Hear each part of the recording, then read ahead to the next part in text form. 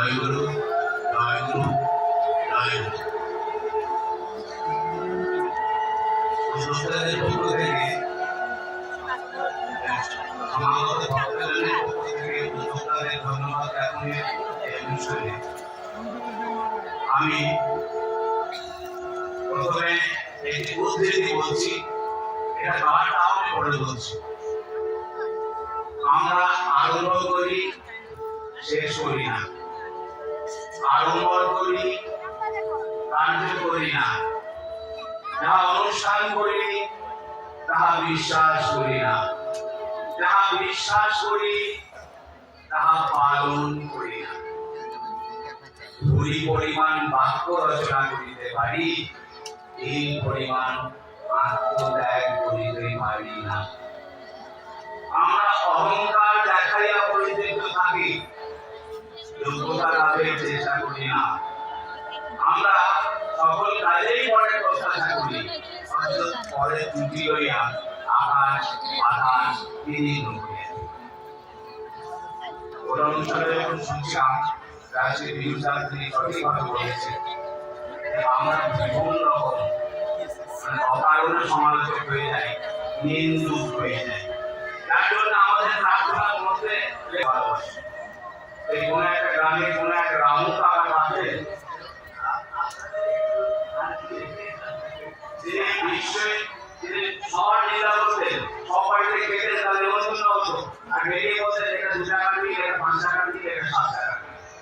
একজনের হঠাৎ মনে হলো ওই লোকটাকে এমন খাওয়াবো যেন সে আর নিন্দা করতে না।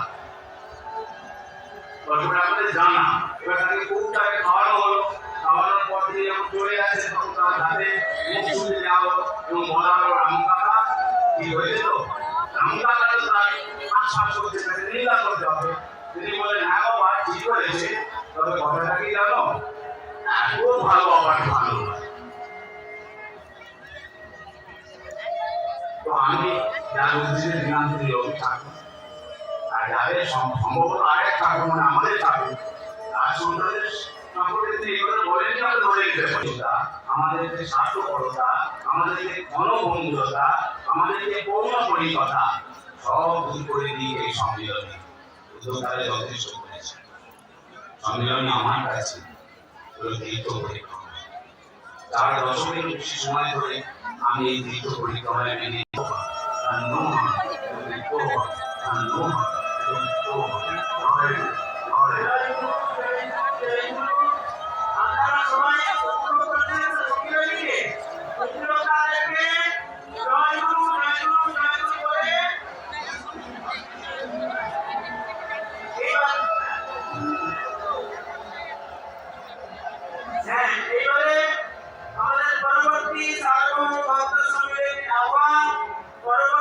Hare